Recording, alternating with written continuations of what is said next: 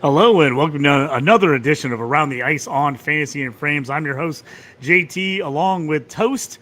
Aaron's out tonight, unable to join us, but we're going to be talking category leagues tonight. So, not a full on mock draft, but we're going to be talking about mock drafts, what you want to do, who would we be taking. So, if your draft is coming up in categories leagues, tonight is the night you want to be paying attention. Toast, how you doing?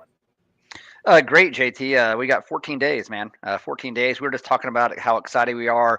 We're planning for our second annual live cast. It's going to be on October 7th, opening night. We are likely going to go ahead and actually be live during the Blackhawks and Florida Panthers game, which is we just found out is an early start, man. 4 p.m., which would be Central Time, 5 p.m. Eastern, down in Florida. But last year we were on the air for 3 hours. Man, it was exhausting. We did it. It was a gauntlet. And next week, don't miss us next week. We may be on a different night just for 1 week. We want to get our annual futures gambling show in, get all those future bets set, bring money, load up your account now. If you actually need to place like 10 $10 future bets at like plus 1,000. Let's get it going. So we're going to talk about a lot of those. Go big or go home, JT. Absolutely. I've got to be out of town on Tuesday, so that's throwing us off just a little bit next week. So we're going to work it out. We'll get it out to you guys, let you guys know. It's either going to be a Wednesday or a Thursday show where we're going to break down all the future bets for the whole season, get everything in before everything kicks off on Tuesday. And Toast, guess what? Hockey's going on tonight, baby. Blackhawks, Red Wings, both of us got it on the TV right now. Third period, 3-2. It's preseason only. So not all the starters playing for everybody, trying to get everybody in the work. But hey, it's nice to have hockey back on TV. Yeah, no doubt, JT. And I saw that the Wings were actually out shooting the Hawks like 40-15 in the third. It looks like Arvid Soderblom's actually stood on his head. Bashel said he would actually get the entire game tonight. And from what I missed it, and what you told me, that Bedard actually had a pretty sweet power play goal in that game there as well. So yeah, it won't be too long before 2 weeks from now where we'll be doing a show and I'll actually be sitting there checking our phones, right? Because we have a segment during the regular season where we actually talk about maybe 10, 15 minutes, the live games that are actually going on at that moment, right? Doing some live betting and actually doing some betting with the 8:30, the 9 and 9:30, the West Coast games that are coming up. Can't wait, man. We're getting back in the saddle. Let's go. Yeah, and if you guys didn't join us in the past, we do a little bit of everything during the season. The shows are slightly different than they are here in the preseason. We kind of break down some of our favorite young stars, guys we were looking out for that are on the rise. We break down some dynasty moves. We break that down some category players you need to be looking for, waiver wires guys, pickups, trades you might want to be making. And like Toast said, usually we jump in right away with our betting segment to try to catch those late night West Coast games. If anybody wants to jump in and live bet right after that. So a little bit of everything during the show once the season begins. So make sure you check that out as we're going to bring a little bit of content, do everything. And if there's anything you want to hear, obviously get a hold of us. You can always message us during the show in the comments. You can always send us a message on Twitter. You can send it to me at JT Orange or to Toast at Toast Clark on the old X over there. But Toast, let's jump into here. We talked about a lot of different leagues. We talked about Dynasty, Redraft. Our Lizards League is full up. That draft is coming shortly here. When the next week we're winding that one down to the very last minute. We're going to do it 2 days before the draft. 2 days before the kickoff of the season because we want to get all the information we can in for that listeners league draft. JT. Puck so drop. we're gonna be good there. A lot of excitement. My Twitter was blowing up today with Wings fans all talking about the young guys, the rookies. This is the best time of year. Everybody's excited about what their team can do. Even if you know your team that's maybe a year or two away, you're still excited to see some of the young guys, what they can maybe bring and how the team can improve. That's always important as you keep moving along. As a Blackhawks fan, it's been a lot of years as a Red Wings fan. Now we've both been in the rebuild mode for a while here, so hoping to see some pretty nice headway this year out of both these teams with a chance to really make an impact possibly by next season. Yeah, I mean, if the Hawks can actually get to, let's say, anywhere to the market, but let's say 75 points on the season. Doesn't sound like a whole lot, right? But if they can get to 75 points, that'll probably put them in the bottom 7 of the league. That's better than being last, right? So if they can get to be like around 25th in the league, right, overall points. That is the progress they're actually looking to. They're looking to actually make some big gains in free agency. You got a ton of cap space, a ton of young talent, the best farm system, probably them or the Sharks in all of hockey. And they're going to be ready to really make that big jump. This will be painful this year. Next year will actually really be going. And JT, with your wings, it's their time now. It's their time. They had a really good power play last year.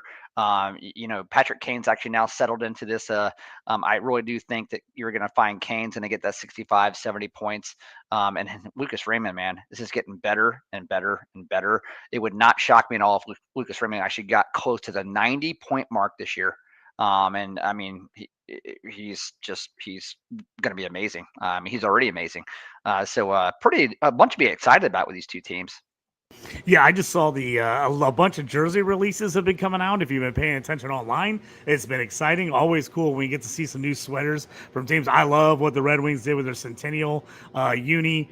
I'm pumped. I already went to try to buy one. They're sold out. We got to hope they restock here pretty quick, because I was looking at one. I was like, ooh, do I want a Raymond? Do I want a Larkin? I guess they're doing some older players this year. They're letting you do some throwback players on it. Nice. So pretty awesome jersey. If you haven't seen it, there's a couple online stuff you can find on YouTube of people kind of breaking down the whole jersey.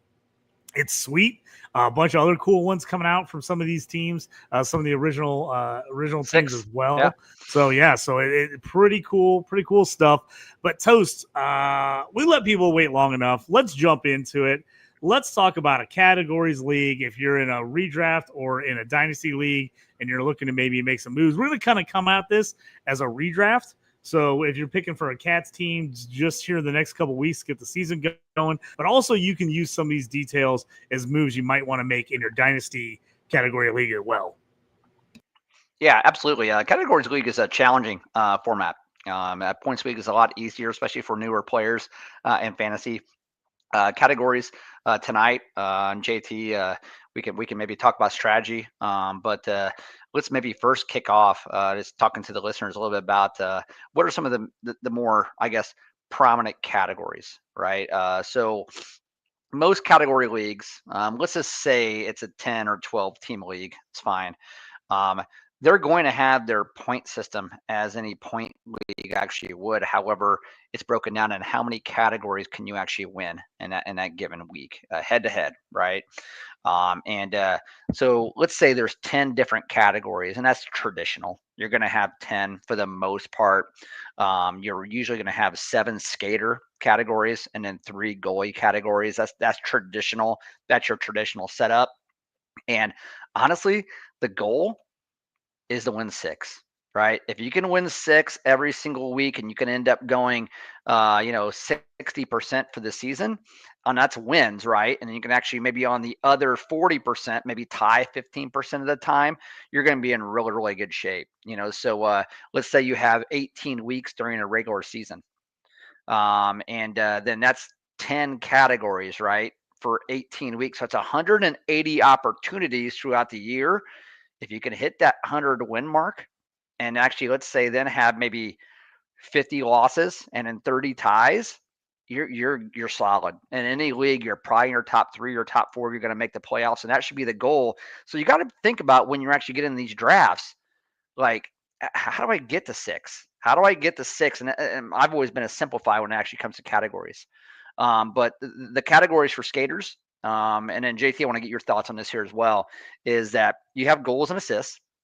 You're going to have hits. You're going to have blocks. You're going to have special team points. So that's like maybe power play points, shorthanded points, that kind of stuff. That's 5 categories right there. And then you're also going to have face-off wins probably. How many face-offs at the dot you're going to win. And then lastly, the one that I don't like as much, and I kind of try to find a different one, but is takeaway giveaway, right? Or plus minus. Those are the kind of the ones where the players, they don't have as much control. And those are the ones that are a little bit of an outlier. I really struggle trying to find players that are good in that, not actually give up the house. And then the goalies, the three ones you actually have for the goalies are your wins, or your really also it's usually your save percentage, and then you actually have um, um, maybe goals allowed. So that again, that third one's a rotating, but those are your traditional categories when it actually comes to cats leagues. Yeah, and those you always got to pay attention to those. I always think cat leagues are so much harder because you get ingrained in your mind like who's the best player. And in a head-to-head league, like you just want the best player, right? Most of the time, you just want the guy's the best player. That doesn't always seem to work out. I've been in cats leagues where I'm like, I'm looking at the season, I'm like, why is my team suck? I feel like I have a ton of good players, but I'm just not winning enough categories. I'm loading up in certain categories where I'm like dominating in like points and assists, but I'm losing like a ton of other categories by like a handful. So that's the hardest part, right? Trying to figure out what are those categories that are like very difficult to score in or always are close, and who are the guys you can kind of find to help you win those categories without like just bailing out on really good players to take a guy who's only good at one or two categories, correct? Oh, absolutely, JT. That's what makes it so unbelievably difficult. But really, for the seasoned players, it's fun. So there's a different ways you could actually go about doing this. Um, Most of the times, and we're going to talk about this here soon, but actually, and have some examples here once we get into our players. But most of the times, the guys who actually have goals and assists, they're also going to have special team points. They're also probably going to have shots on goal, right? So there's four right there, right? That most players actually can collectively as a whole, if they're a good offensive player, they can encompass all of those. But then maybe you can actually then get that player that also has the face-off wins, right? And they have all of that. They have all of that. That's five positions right there, or five categories right there, where goals, assists, special team points, shots on goal, face-offs won, right? And you start thinking like, well, who can cover all those? Well, first in mind, centers. Centers cover all five, right? So you're looking for players that actually really just have good coverage throughout. It doesn't have to be the guy that actually scores 70 goals in a season, 65 goals in a season. It doesn't have to be the guy who actually is going to, be the MVP of the league. You're really looking for that balance, and you're looking for guys that actually do a couple things really, really well. Early in a draft, you want them to do several things really, really well, several categories, like 4 or 5. But as you get later in the draft, you're looking for those specialty guys, man. Hits specialty, a block specialty. But earlier in the draft, as you can get guys that also do like, geez, Brady Kachuk, he scores goals. He does assists. He actually is their number one on our special teams as well. He hits. He actually gets PIMs if you end up counting stuff like that. He shoots the puck like a maniac as well. Face off. He does. He does. No, not a face off. Sorry, he's a left winger, but he does all of that. There's 4 to 5 categories where he's proficient, right? So you're looking for guys that actually can do a little bit of all, and that is a lot of a different strategy actually when it comes round to round and how you're going to actually round out a team. One thing we're going to do tonight, JT, is you and I, we're going to at the end, we're going to build a 12 or 13 man team just based on value, right? And who actually has good coverage throughout all the categories. Yeah, before we get to building our team, let's just, for anybody that's kind of missed some of the shows so far, kind of get caught up, maybe late to the action, let's just jump in and let's talk about kind of our top 6 guys for category leagues at right wing, left wing, center, defense, and goalie. Let's kind of just break down real quick. Let's talk about the guys we like, the guys you're going to be, aiming for at the top half of your draft. And then once we get done with that, let's jump in. Let's maybe kind of pick a team, just a generic team of where we think we could get guys at certain spots. Let's talk about that, and then we can kind of finish it up with kind of talking about what are maybe some specialty guys that do certain 1 or 2 things really well that maybe you can steal in your draft. Yeah, I'm Jack JT. I'm ready for some hockey, buddy. I mean, 2 weeks, 2 weeks. All right. And so then we can, I like all this prep work, but man, I'm ready to get puck drop here, actually start doing a little bit of gambling, start following our fantasy teams. I'm ready. Let's go, buddy. So, all right, let's jump in here. Let's talk about let's start off with right wings. Let's talk about your top 6 right wingers, especially if you're in a Cats league that's going to go by position, where you have to have right wing, left wing, center, as opposed to just skaters. Which typically, don't you think that you see typically skaters leagues are a little more head-to-head leagues where they maybe don't have specific positions, but categories they tend to kind of pick those up a little bit more for most of the time at least. I would say the majority of the time. Yes, JT, you're right there. So let's jump in. Let's jump in the right wingers. What are your top 6? All right, so I'm going to go ahead and count down here, JT, from 6 to 1 here, and I really like Tage Thompson at number 6. And again, these are subjective, right? But just looking for guys again that actually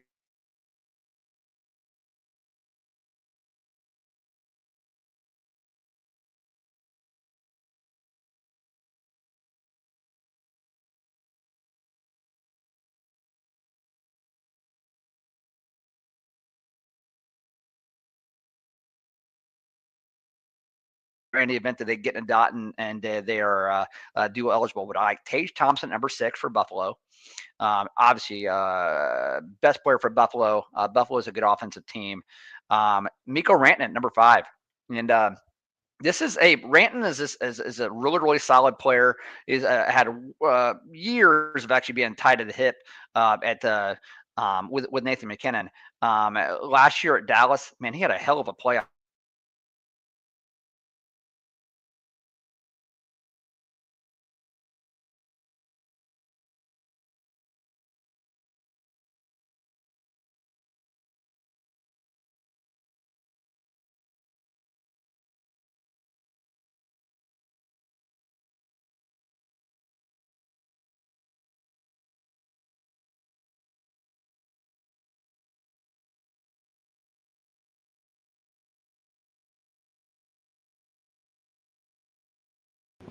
Oh, we're having some audio issues there with Toast. Hopefully, he's able to jump back in here in just a second. Keep an eye out, see if he jumps back. There you go. Up there, Toast, you're back up. Okay, sorry about that. So I think we caught you. You were talking about Thompson at 6, Mikko Rantanen at 5, William Nylander at 4. It was Sam Reinhart at number 3, David Pastrnak at number 2, and Nikita Kucherov actually being the top winger off the board. I will say that these first 5 here, scoring league, whether it's points, whether it's actually categories, there's not a whole lot of difference with those top 5, right? But Tage Thompson's a guy at number 6 I really like. Top 6 there. Now with Cats, it's a matter of when do you draft these guys, right? And where's the value and who you're going to get those guys early on. They're going to do at least 4 to 5 categories, and they can actually do them all really well. What about as we jump over to left wingers? What are your top 6 left wingers we need to keep our eye out for? Oh, man. Well, hey, I'll start off with number 1 here. I'm going to go reverse order, but Brady Tkachuk. My opinion, Brady Tkachuk in a categories league is a top 3 player, 4 player. The good thing is in most drafts and categories, he's not going to be taken until maybe 7, 8, 9. I'm dying to take Brady Tkachuk. If I can actually get him, if I'm drafting in the 6 or 7 spot, I'm happy to take Brady Tkachuk. I think I'm winning at that point. He's going to go ahead and he's going to be the guy who honestly gets you goals. He doesn't actually kill it in assists. We hope he's a 30-30 type of guy there, right? So 60 points in, like, let's say an 82 game schedule. He's going to get you 300 shots on goal. He's going to get you 300 hits. He's going to get you maybe 50 to 75 blocks as well. So he is a guy who has really good coverage throughout. I love him as a top left winger. And you're like, boy, over Leon Draisaitl? Yeah, over Leon Draisaitl. Because for me, Draisaitl actually will score you 50 goals in a season, and he'll actually get you the 50 assists as well. And he's going to get you the shots, maybe 250, 260 shots on goal. He doesn't have the hits, right? So now you're looking at the guy who does 3 categories unbelievably well, but he doesn't have that 4th covered there. Again, you're looking for guys that can fill up the stat sheet all the way around. That's my philosophy. So not saying you should not take Leon Draisaitl if he's sitting there at number 3. I probably would take him. But if you're sitting at 6, 7, take Brady Tkachuk. Yeah, I love Kachuk too. Like you said, Toast. Sometimes you got to think about it. Is like, again, we talked about categories. It's not always the best player. It's the player that's going to be able to get you the most coverage across the board to help you win multiple categories. And that's where I think Kachuk stands out. I like where your head's out there. If Drysdale fell to me, I'd be happy about that. A couple more guys on your list here. Who you got 3 through 6?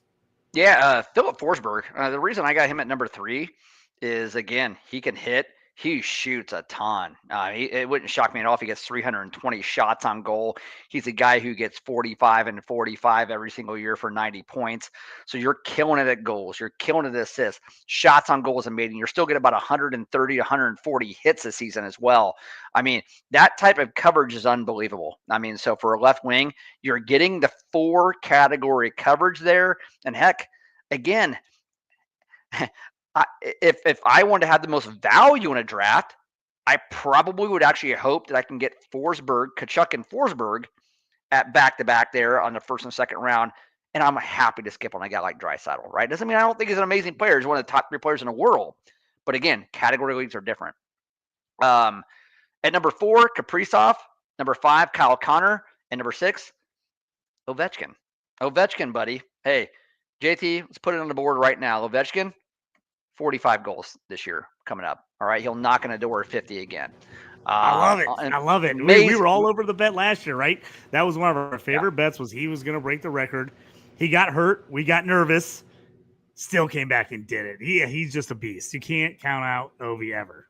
Yeah, because they rely on him to score. He's got to be the goal scorer because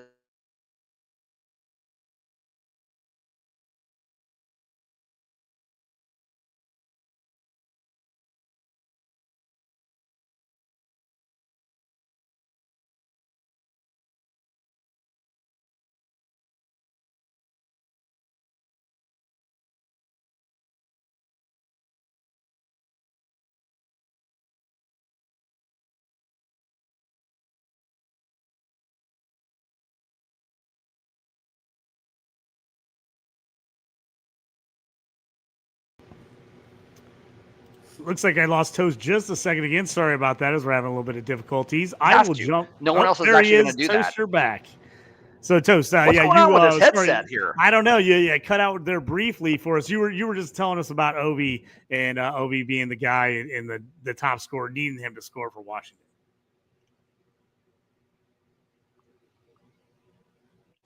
Yeah, I wonder if JT is. I think he may be the one freezing here. He's froze right now. I've actually had pretty good coverage here where I'm talking about, but I'll go ahead and JT, are you back there, buddy? I think it may be on your end, but Is it on my end? That's the problem. I think My so. bad. That's all right. That's okay. But that does actually cover our top 6. But yeah, Ovechkin and again, he's going to shoot close to 300 times, maybe 275. He's going to get you a lot of hits, a lot of hits. This is a guy who's actually hit before at the clip of over 200 a year. I just think with his old age, he's not going to do that as much. You're probably going to see him get 140, 150 hits, but that's still great. A guy who actually can cover goals. He can actually cover hits, and he can actually cover shots on goal as well. So you have that all going for you. There's 3 categories that he can be really, really good at.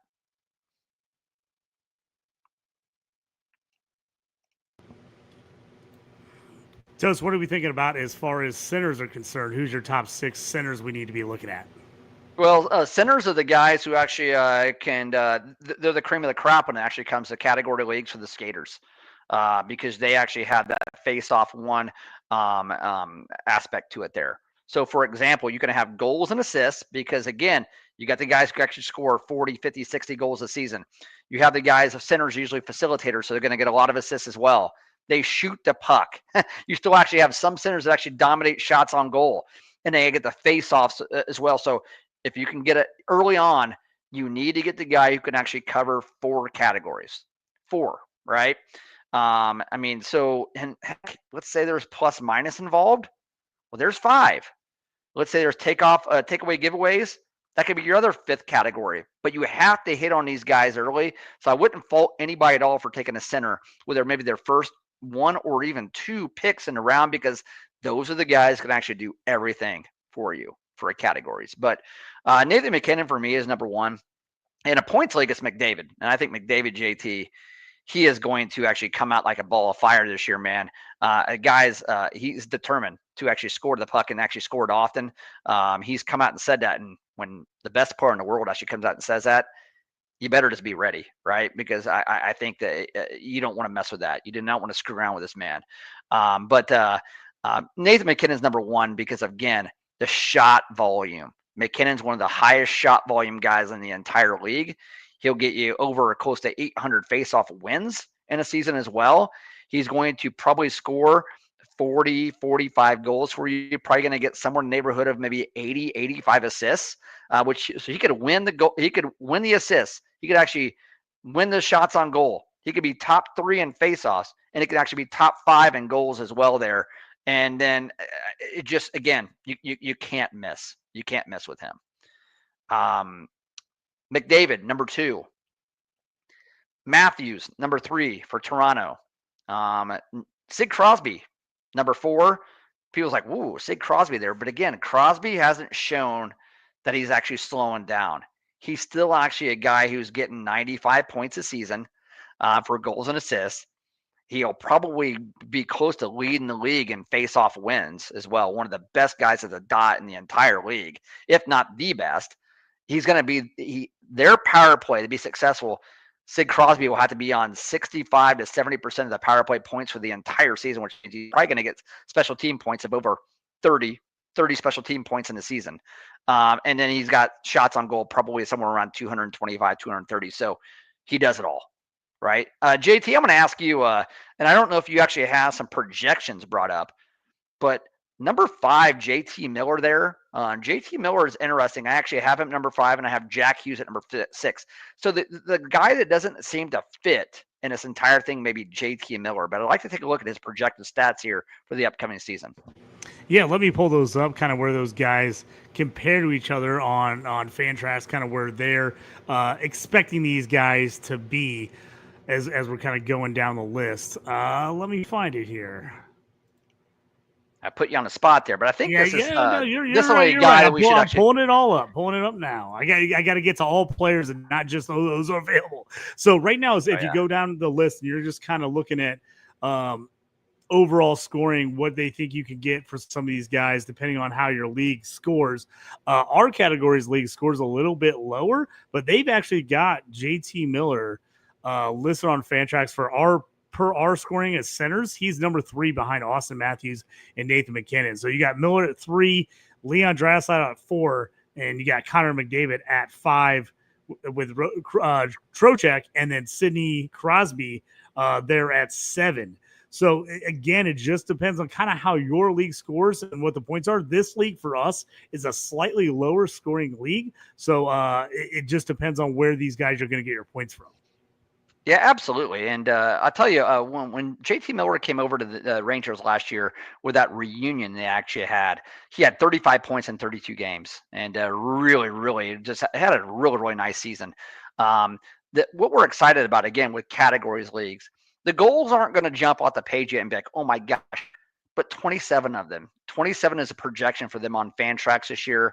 That is really, really good. But here's where it actually is going to be great. All right. 55 assists. You're like, all right, 55 assists. You're probably in the top 15 in the league for assists.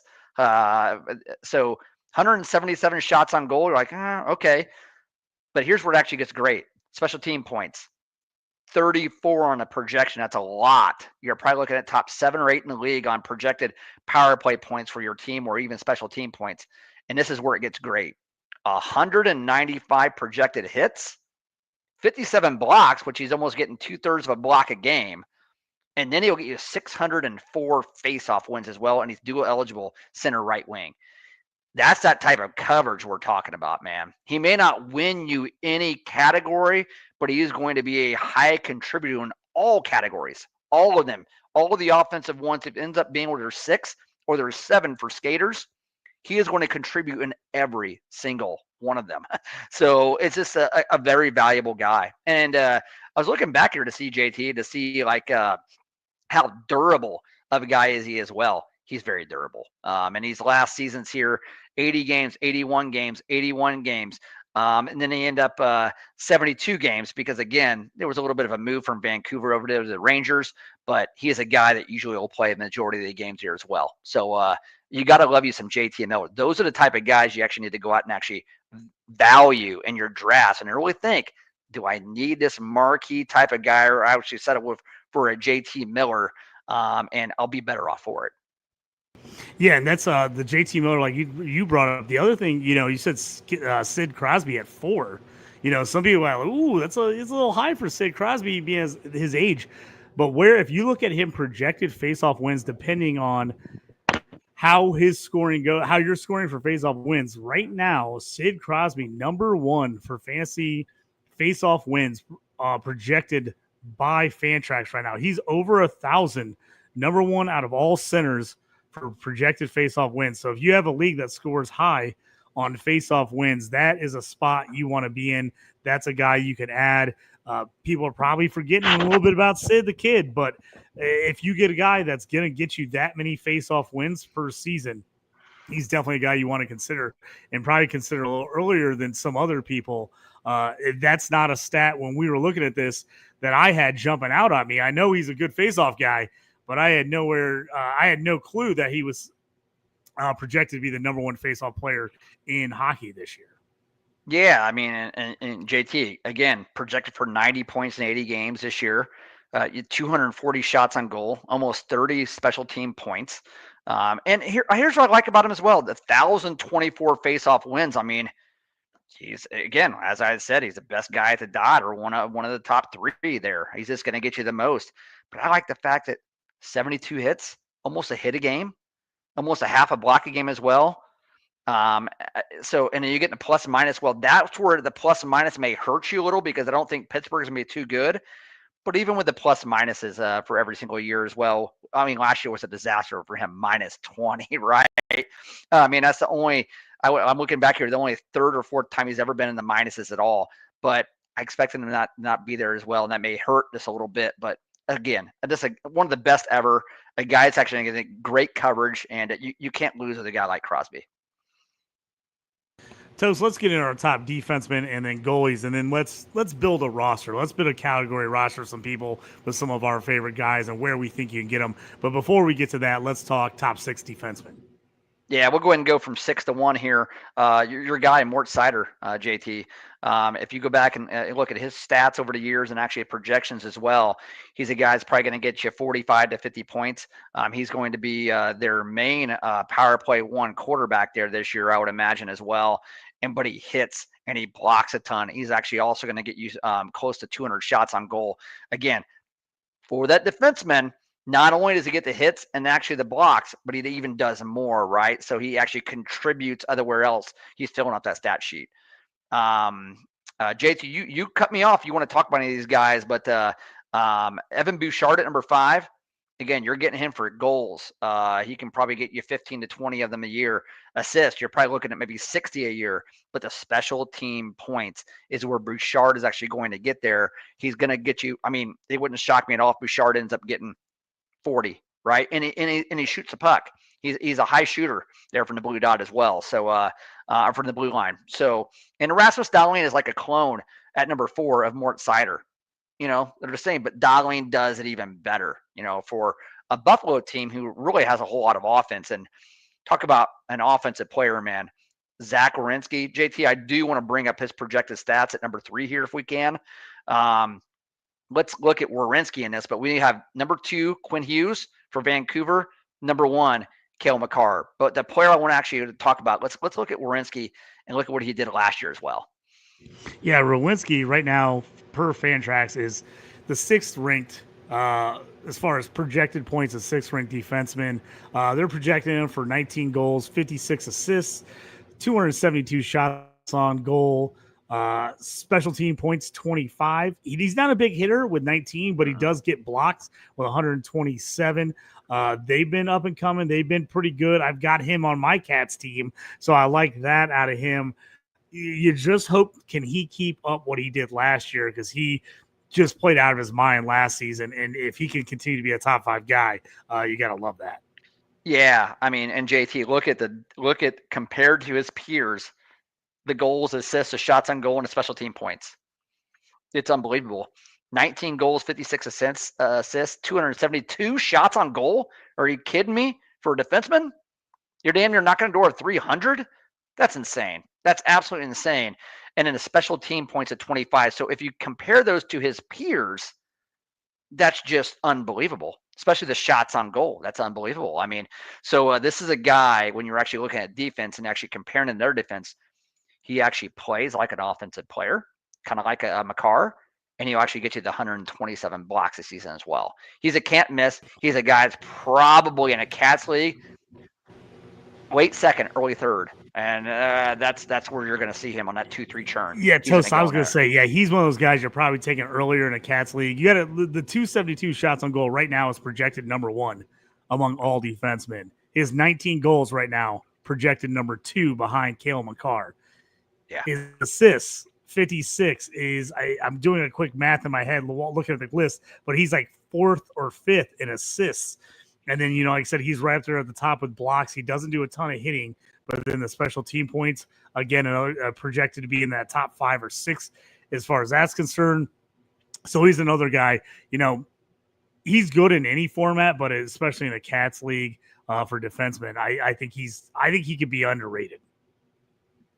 Absolutely. And the key for him is can he do it again what he actually did last year? And if you look at his statistics, he's only been really good, but last year's the outlier, man.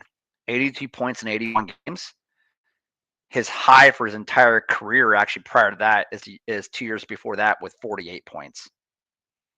I'm sorry, 57 points back in 82 points in a season, JT, and he had 298 shots on goal, 25 power play points.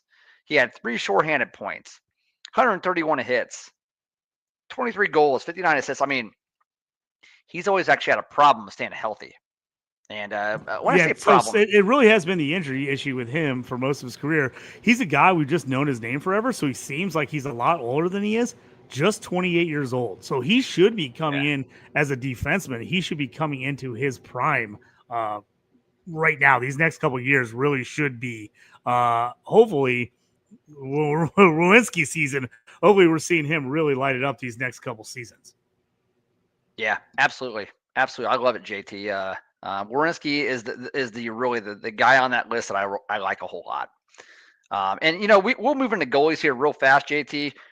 We're not gonna cover goalies in a great detail. We discussed how volatile they can be. I don't draft goalies in a Cats league any different than I would actually draft them in a points league. To me, there's no different. You want actually volume starters that are going to take the net. You actually want guys that are going to get you wins and that are on good teams. And you actually want guys that have actually proven year in and year out that they actually stop the puck and actually get a save percentage of, let's say, 915 and above almost yearly, right? And there's only a handful of guys who can actually do that. Other than that, you're just taking flyers on guys. So it's no different than points, in my opinion. But Connor Hellebuck is the number 1. That goes without saying. It's super easy. Andrei Vasilevskiy, number 2 for Tampa Bay. And Jake Ottinger, number 3 for Dallas. Igor Shesterkin, number 4 for the Rangers. And here's where it gets a little controversial, but for me, again, volume starter, is actually proven it year in and year out for the best team in the world. You got Sergei Bobrovsky at number 5. Again, because I'm looking for a guy who's gonna take the net close to 60 times, which he will. He's going to actually win games, which Florida, even though this year they may try to coast through the regular season because they're so unbelievably good come playoffs, they can actually just turn it on. But you still got to think he's going to get over 30 wins in the season.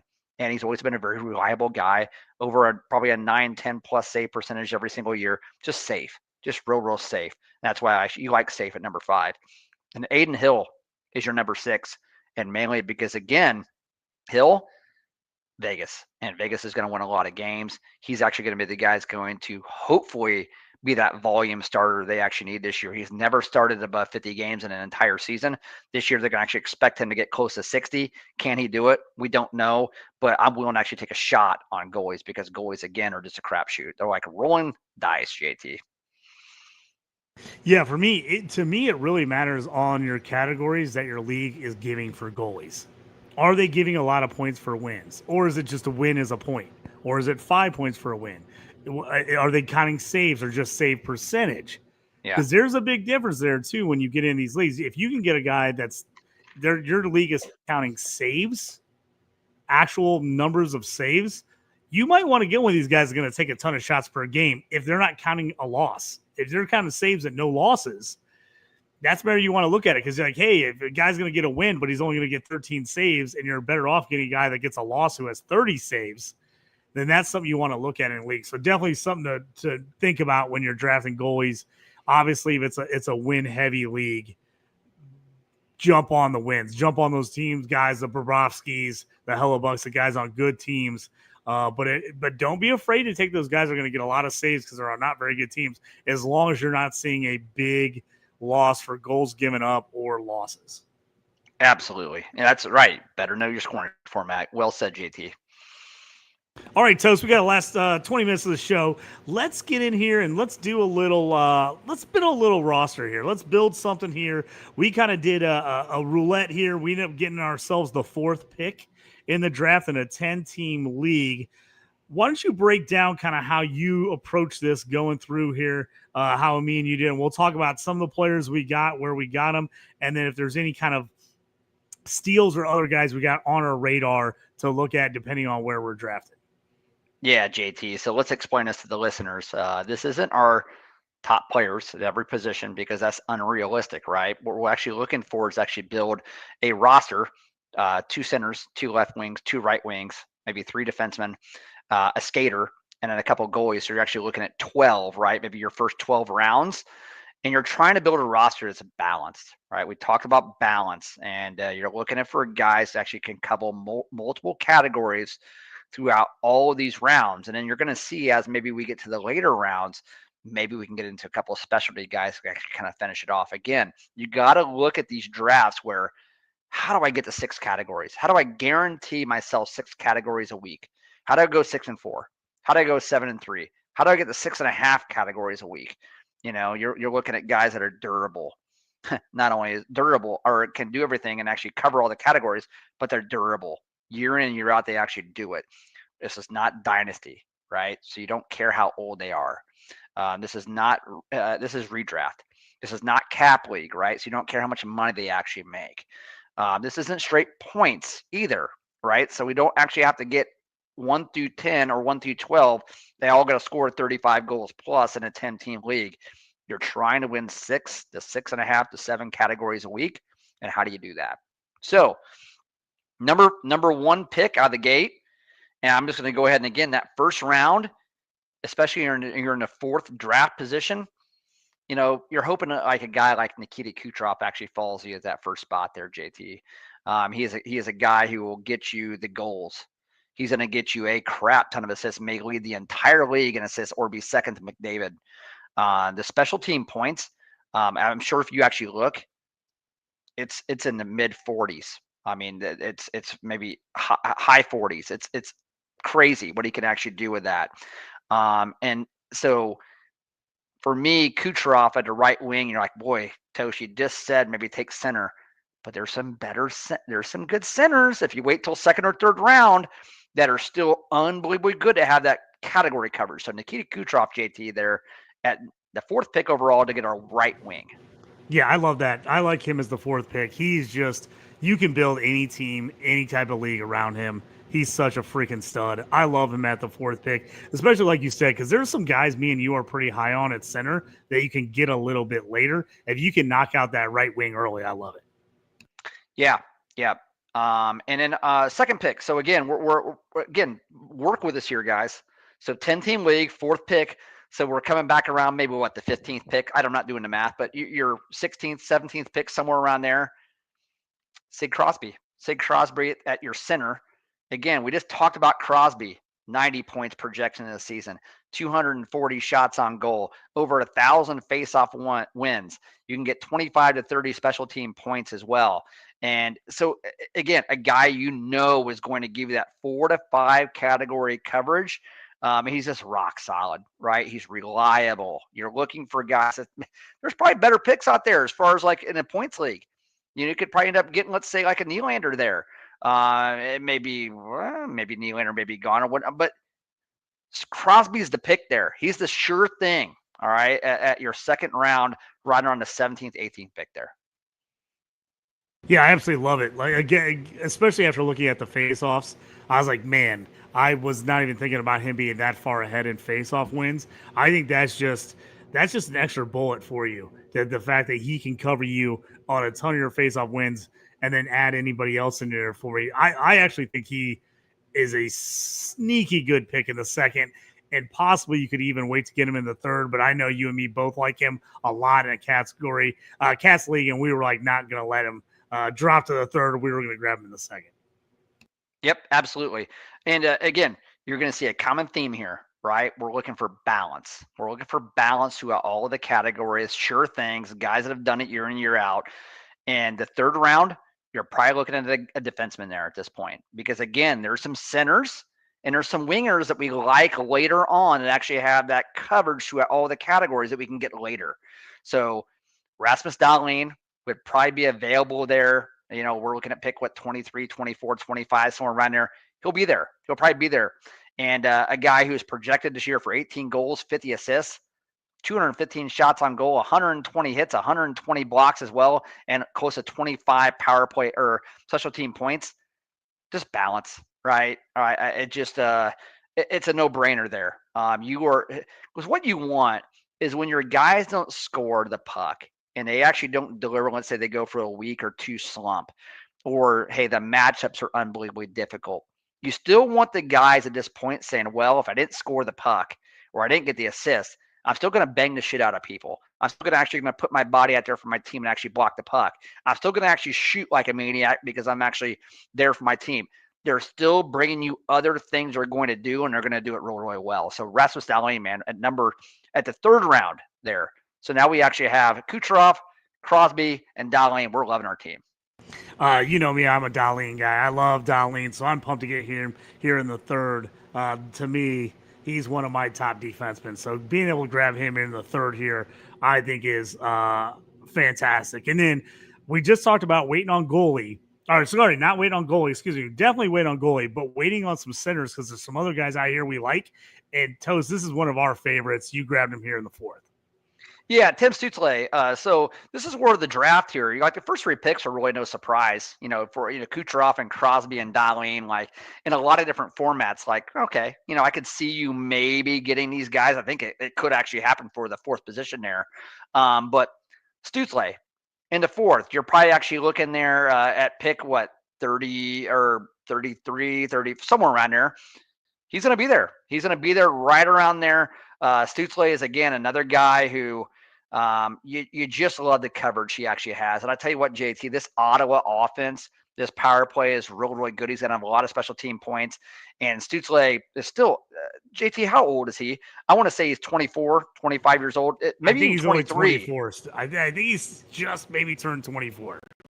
Yeah, that's unbelievable considering the guy. Doesn't he feel like he's actually been in the league for God knows, how long? It's just we've been talking about since he was 18, 19. So we've loved him for a long time. Yeah, 23 years old right now still. He'll probably turn 24 during the season. The goals projection 28, but here's where he's going to get you 56. He's not going to kill you with the shots 188, but 31 special team points, 124 hits, JT, 124 hits.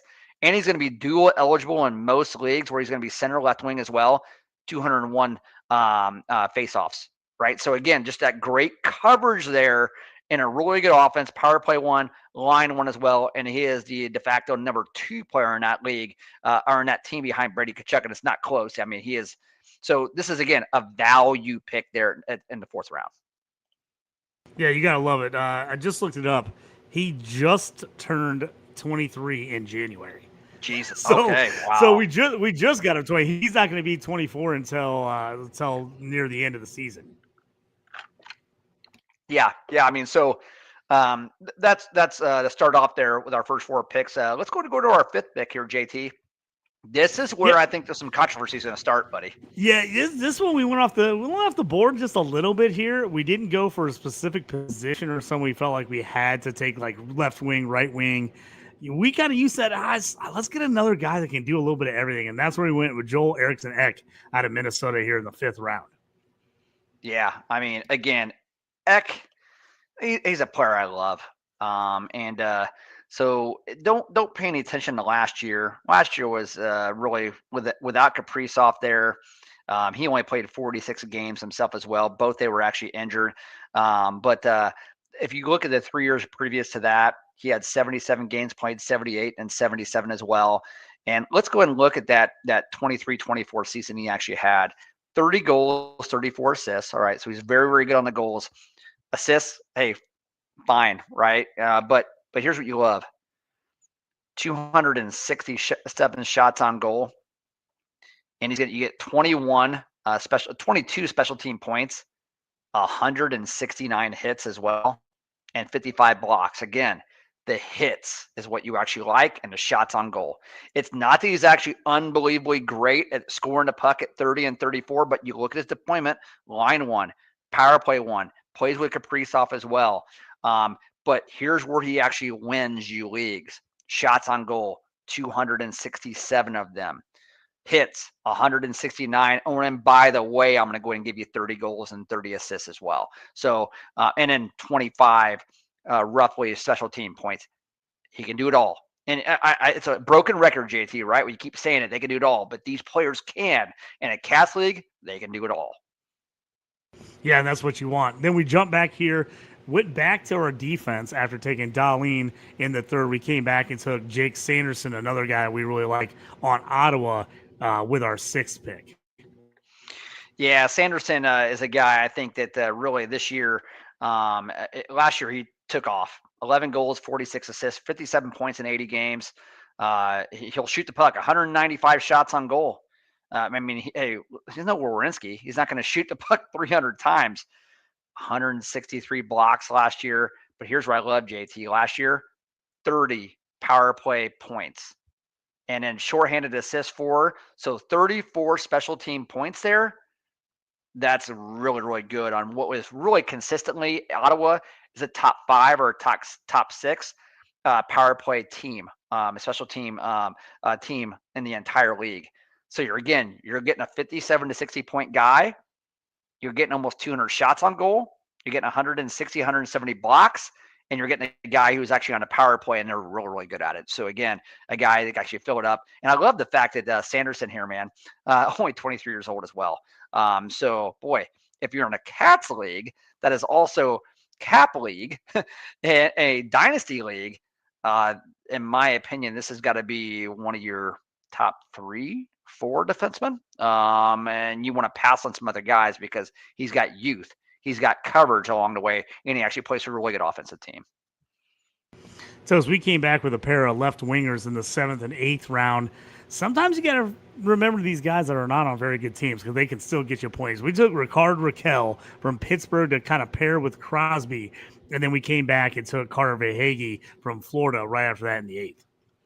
Oh man, this is where the controversy starts, JT, because it'd be like, you took Rickard Rakell.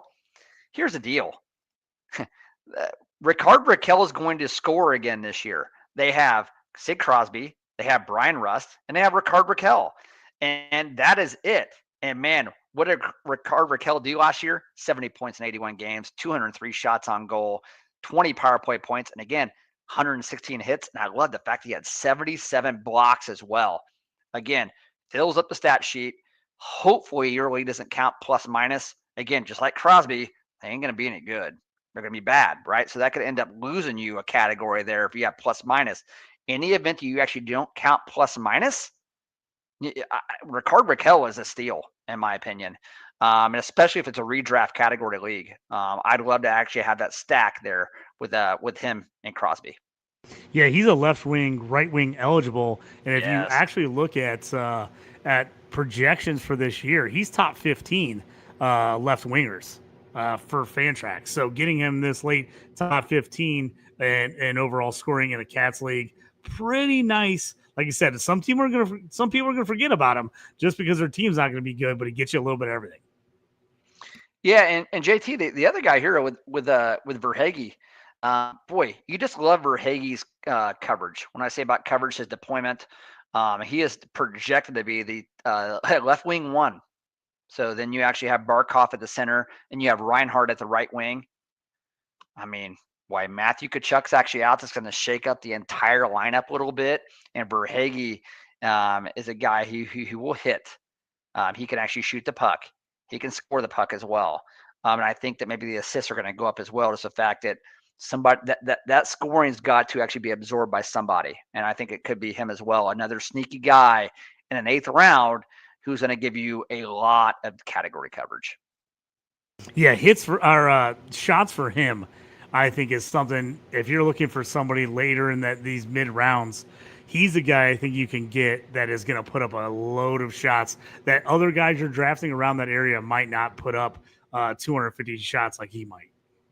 Yeah, I mean, so you're right, JT. 3 years ago, 275. 2 years ago, 246. Last year, 242, and he shot an abysmal 8.3% last year on shots. That will improve. He's a lifetime 13 to 14% shooter. 8.3, 20 goals, 33 assists last year. The assists are fine. They're right where they actually should be. 33. I wouldn't even shock me at all if he ended up getting closer to 40. You expect him to be a 35 goal, 40 assist guy for 75 points, shooting a puck like that a ton. And again, last year, 95 hits. Right. So, and then I'm looking here as a projection for power play. He's going to get the power play deployment. Right. So power play 1. Again, there's an opportunity there with a Kachuk injury where him to actually slide in. For a Cats League man, Carter Verhage, he is going to be a guy that's going to drop a little bit. 6th, 7th, 8th round. Go grab him because he's got just as much value as the guy's going to be taken in the 4th round. So we took Mika Zibanejad, excuse me, There you go. from the Rangers in the 9th round to kind of finish out our first couple lines. And then we finally pulled the trigger on back-to-back goalies going Jordan Bennington in the 10th, Aiden Hill in the 11th. I really like this spot if you're waiting on goalie, 10th, 11th round. Why did you like, when we were discussing this, why did you like going goalie at this point in the draft? Yeah, I really don't. So again, it's hard to trust goalies, right? So my philosophy there, and again, it could be different other people's, but especially in a Cats League as well, you're looking for. I'm just going to confirm the categories here. I want to confirm these real quick while we actually have everybody. I'm going to look at our Cats League we actually have going on here, but I know we actually have goalie wins. All right, we actually have. It is a saves. It's saves and save percentage, and we actually right? have Goalie wins, saves, and percentage. And save percentage. Yep. So if you look at wins, save, and save percentage, what's the one thing you can actually control is volume starter, right? So get you a volume starter because you know the saves are going to be there. Then I believe that Blues are actually an up-and-coming team. It wouldn't shock me at all if Bennington ends up getting to the 30 win mark, probably high 20s, low 30s, somewhere around there. And you know, he's probably a guy that's going to get you somewhere around a 9-10 save percent. He's just safe, right? Now, Hofer actually being their backup, you wonder, and he's really good. You wonder if he could end up being cutting into some of his where it's more so instead of the 60 starts, it's more like 51, 52 starts, right?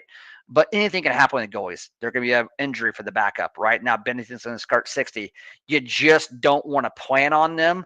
So what I would actually go ahead and look is what do they do year in and year out actually as it pertains to starts, volume, and their team on where they're trending. And Jordan Bennington is a safe pick this late. And actually then coming back with a guy like Aiden Hill as well. We talked about Aiden Hill and that next pick. Hill is a guy who, quite frankly, if he can actually just be the guy they want him to be as far as the 57, 58 starts a season, he's going to get 30 wins. He's going to just be a product of actually being a good goalie, but having an explosive offense and a really good defensive team and an organization that just knows how to win. They know how to win. They're going to get wins. The save percentage is going to be there. They play the right way. Aiden Hill, there's no reason why I would actually take a Shesterkin or anybody else over him. I'm waiting. He's going to fall. Don't take Shesterkin or somebody else like in the 6th round or something like that. That's stupid.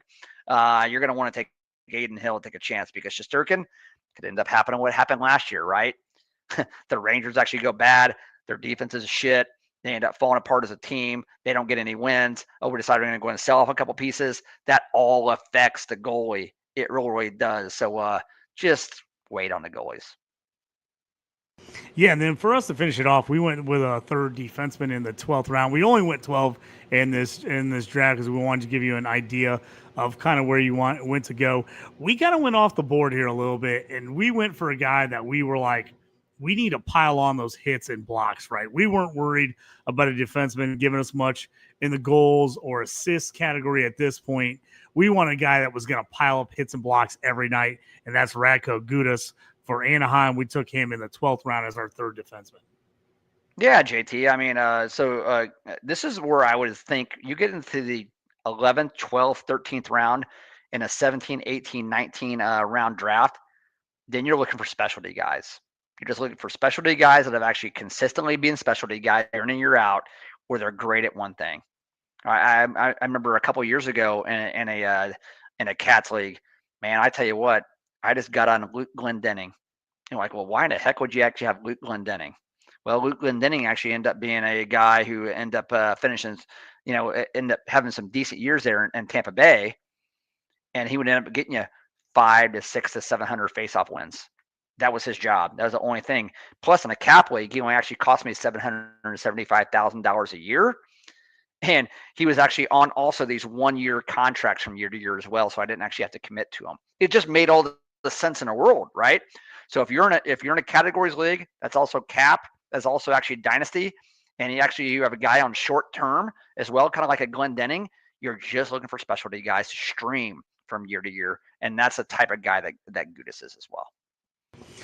Toast, me and you always like Mackenzie Weegar because he just is a hits blocks machine.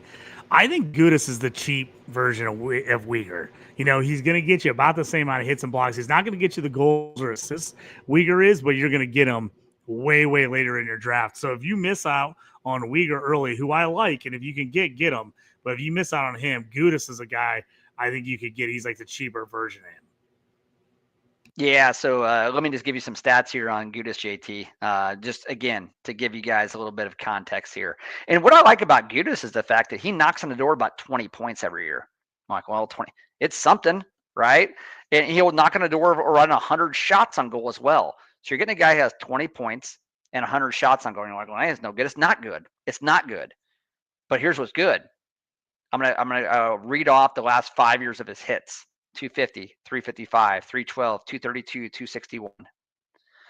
The last 4 years of his blocks, 118, 124, 154, 178. You have a guy combined there. If you combine hits and blocks, he is a premier hit and block guy in the entire league. And he's giving you 20 points on the season and giving you almost 100 shots on goal as well. Something, right? So it's a sure thing. And these are the type of guys that are unbelievably valuable to actually get you over the hump. Again, you got to look at it.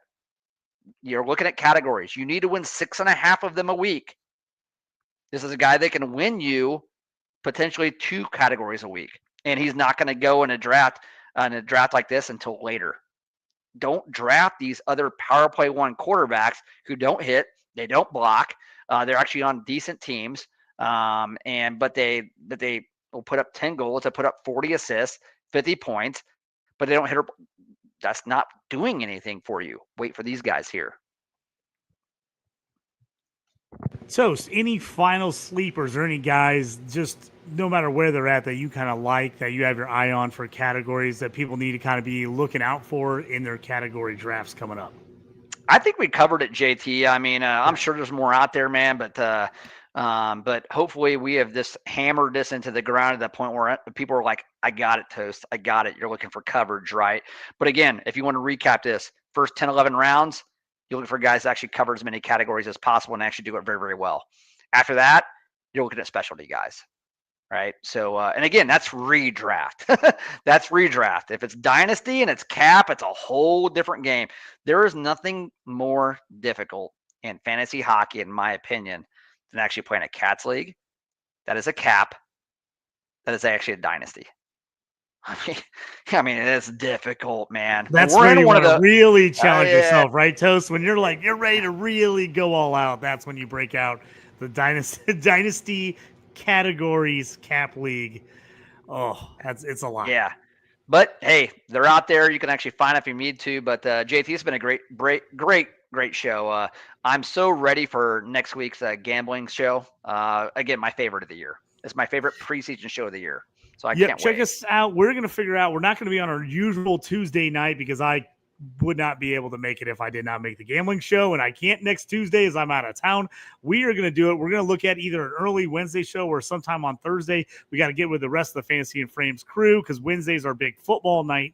We want to make sure we get all your fantasy football action in, but we will get the gambling show in next week before the season kicks off, and then we will be every week with you guys, 9:30 Eastern, 8:30 Central Time, other than the kickoff show.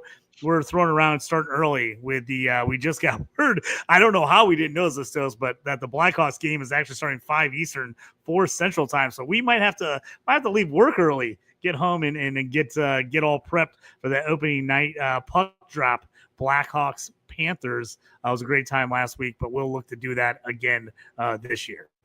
Yeah, absolutely. Our second annual live cast, and that's what we're going to do. We did the first one last year. And JT, I think I may just go ahead and take off the afternoon on Tuesday the 7th and take off all day on the 8th on the Wednesday. Might as well. You know? Yeah. I got some vacation days to burn. I think we need to do that. I really wanted to just give it my all. Man, I cannot wait. There's no better time than an opening night putt drop and then followed back up by that Wednesday and Thursday, where especially that Thursday. It always starts on a Tuesday, but that Thursday, you got a lot of games. You got a lot of games on the slate, a ton there. And it's a lot of fun. This is a whole lot of fun. All the possibilities. So can't wait. If you get a chance, follow us at Fantasy in Frames. Check out the YouTube page Around the Ice. Also on FIF Hockey, Fifth Hockey. Follow us there if you can. Then follow me, my personal page at JT Orange, Toast at Toast Clark. We appreciate everybody checking out tonight with us. Thanks for hanging with us, guys. We saw ice tonight. We saw players on the ice. We saw pucks being shot. It's a fantastic feeling. Just a preseason, but it's right around the corner. Stick with us here all season long for all your fantasy hockey and betting action on Around the Ice on Fantasy and Frames. Thanks, guys. We'll check you next time.